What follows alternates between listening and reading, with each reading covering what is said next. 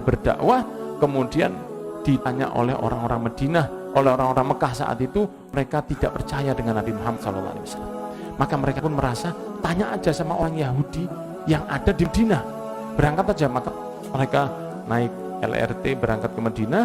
Sampai di Madinah mereka cari orang-orang Yahudi yang ada di situ. Kemudian mereka bertanya, mohon maaf, saya mau tanya, ada orang ngaku jadi nabi di akhir zaman, namanya Muhammad, ayahnya namanya Abdullah, kakeknya namanya Abdul Muttalib, dia begini, dia begini, dia begini. Kemudian dia mengaku menjadi nabi, dan kami sangat susah dengan keberadaannya karena istri kami lari dari kami, beriman kepadanya, anak kami lari dari kami, iman kepadanya, kadang orang tua kami lari dari kami, beriman kepadanya. Kacau Mekah ini dengan wujudnya Nabi Muhammad ini yang dulu kita cintai luar biasa. Maka apakah ada tanda-tanda kebenarannya seorang nabi akhir zaman yang dari Mekah ini?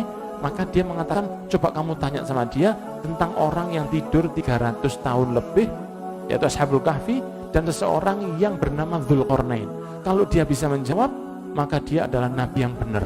Loh, orang Yahudi pun tahu bahwa ada Dzulqarnain, bahwa ada Ashabul Kahfi, dan Nabi Muhammad ketika ditanya diberi jawaban oleh Rasulullah SAW. Maka berarti Allah sudah menyiapkan jawaban itu untuk orang-orang di luar Islam. Maka apabila nanti di hari kiamat ada azab untuk mereka, jangan pernah nyalahkan kecuali salah no awakmu dek wakil Jawa gitu Pak ya. Wala talumanna illa nafsa, jangan kamu salahkan kecuali dirimu sendiri. Maka Allah itu memberi kesempatan kepada umat yang di luar Islam untuk bertaubatlah, masuklah Islam, supaya kamu saya berikan surga sebagai balasannya, di mana surga itu indahnya luar biasa. Dan bayangkan syukurnya kita memiliki la ilaha illallah Muhammad Rasulullah di dalam hati kita. Semoga diberi iman sampai yaumil qiyamah. Semoga kita mati dalam keadaan husnul khotimah, dan semoga Allah tidak melepaskan iman ini dari hati kita, karena itu cuma ucapan, tapi tanpa itu Anda tidak boleh masuk surga.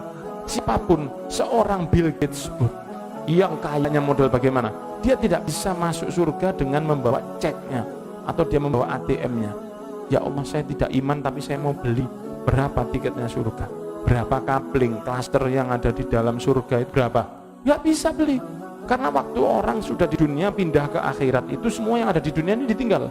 Inna ja'alna ma'alal ardi zinatan laha linabluwahum ayyuhum ahsanu amala. Inna ja'alna, kami menjadikan yang ada di atas bumi ini zinatan laha, perhiasan untuknya. Nya ini siapa? Laha ini kembalinya kemana? Ke dunia. Makanya indahnya dunia ini ya untuk dunia, bukan untuk antum. Indahnya antum itu kalau antum nanti dipulangkan oleh Allah ke rumah yang asli milik antum, yaitu surga. Antum ini di sini cuma ngontrak, buktinya bayar pajak kan? Antum ini di sini cuma ngontrak, rumah antum bukan di sini, rumah antum itu di surga. Nabi Adam dulu di sana, diturunkan ke sini untuk mengetahui siapa yang baik amalnya. Setelah itu mau dipulangkan oleh Allah. Semoga kita dipulangkan ke surganya Allah Subhanahu wa taala. Ketahuilah bahwa rumah kita bukan di sini. Keindahan dunia ini kita tinggal, keindahan lautnya, gunungnya, rumahnya, mobilnya, HP-nya, elektronik, dan semua yang menurut kita indah itu harus ditinggal karena dia buat bumi. Maka tidak bisa kita masuk kubur bawa laptop, itu tidak bisa. Karena ada di sebelah rumah saya itu kuburan non pribumi, you know what I'm saying? Sebelah rumah saya ada, itu kalau meninggal sepeda motor masuk, ya mungkin mau trek-trek di bawah sih. Ada yang masuk bawa laptopnya, cuman saya heran, apa sinyal bisa masuk ke bawah itu? Matinya aneh-aneh. Kalau muslim tidak, cuma pakai kafan, cuma pakai kafan. Dan ketika sudah masuk ke dalam kubur, yang membuat kita lolos sampai ke barzakh diantaranya adalah pengetahuan kita tentang Nabi Muhammad SAW. Karena setiap yang masuk barzakh itu pisah antara jasad dan rohnya. Ketika dia masuk ke alam barzakh, maka akan dia ditunjukkan oleh malaikat sosok Nabi Muhammad SAW. Dan akan ditanya, siapa itu menurut kamu? Setelah man rabbuka wa madinuka wa ma imamuka wa man ikhwanuka wa man nabiyuka, dan semua pertanyaan itu, semua esai itu sudah dijawab. Semoga kita bisa menjawabnya dengan baik. Itu ditunjukkan, itu siapa? Insya Allah antum para pecinta fans garis kerasnya Nabi Muhammad ini, ultrasnya Nabi Muhammad ini, ya kita bangga jadi fans beratnya Nabi Muhammad SAW. Kita bangga menjadi fans garis kerasnya Rasul Shallallahu Alaihi Wasallam. Ketika Anda ditanya nanti siapa itu, dan itu akan terjadi, dan Rasul pun yang mengatakan itu siapa? Orang yang muslim, walaupun gak bisa bahasa Arab, tidak bisa bahasa Arab pun harus menjawab, oh itu namanya Muhammad bin Abdullah bin Abdul Muttalib, itu adalah Nabi yang diutus oleh Allah, dan dia telah menyampaikan semua risalah kepada kami, yang membawa Al-Quran, dan kami beriman kepadanya, dan kami akan bersama dengannya. Maka setelah itu baru dibuka pintu menuju surga, neraka, ditunjukkan, kalau kamu tadi tidak bisa jawab, tempatmu di sana, tapi karena kamu bisa menjawab, dibuka pintu surga, itulah tempatmu kelak di surga. Maka seorang muslim di alam barzakh itu akan merasa, kapan saya bisa segera ke sana. Tapi orang yang tidak beriman kepada Nabi, atau iman tapi munafik, kan banyak cebong itu kan ya. Orang dia melihat begini, dia melihat itu sopo itu loh, kok ditanya kok tanya balik, itu siapa? Itu dulu ada namanya siapa? Padahal dia muslim, walaupun dia muslim. Ya, ada dulu Abdullah bin Ubay, seorang munafik keras. Abdullah bin Ubay zaman sekarang juga tak kurang. Dia melihat begini, itu sopo sih? Malaikat tak bisa disopo-sopo ini itu, enggak cukup, enggak bisa.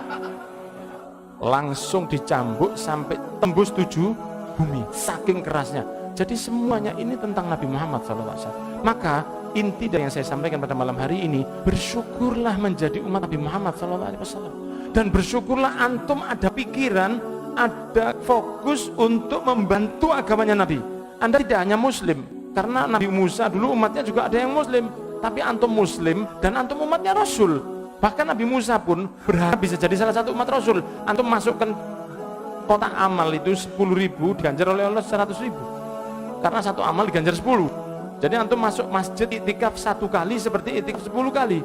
Kalau ada 9 sandal yang jenengan ambil, itu masih bisa 1 pahala Anda kantongin untuk pulang. Ini hanya perumpamaan saja ya, jangan diambil hati, jangan terlalu diambil hati.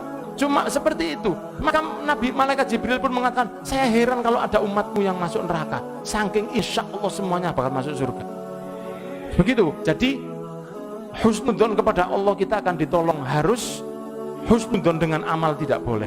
Aku ini alhamdulillah ya insya Allah ya, tidak sombong, cuma cerita aja. Cuma kalau malam itu saya qiyamul lail ya 4 rakaat tambah witir. Saya tidak sombong, Mak, cuma cerita. Ini sombong namanya. Kenapa cerita? Begitu, saya ini ya alhamdulillah ya tahadutan binikmah. Tahadutan binikmah itu bukan cerita amal. Ini yang perlu diinfus banyu lombok ya kayak gini. Tahadutan binikmah itu membuat orang lain ingat nikmat Allah. Jangan cerita dengan teman, antum punya mobil istimewa, teman mobilnya nggak punya mobil, antum cerita, cuman tahadutan binikmah, saya ini banyak mobil, enak gak panas. Temen yang ini kerot hati ini itu. Dia mau ngamuk gak bisa. Kenapa? Karena antum ceritakan sesuatu yang dia tidak punya.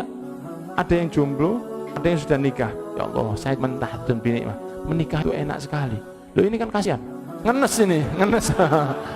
Ngenes. Tahadutan binikmah itu ingatkan orang atas nikmatnya Allah. Alhamdulillah, ini semua yang di sini insya Allah termasuk min ahlil jannah.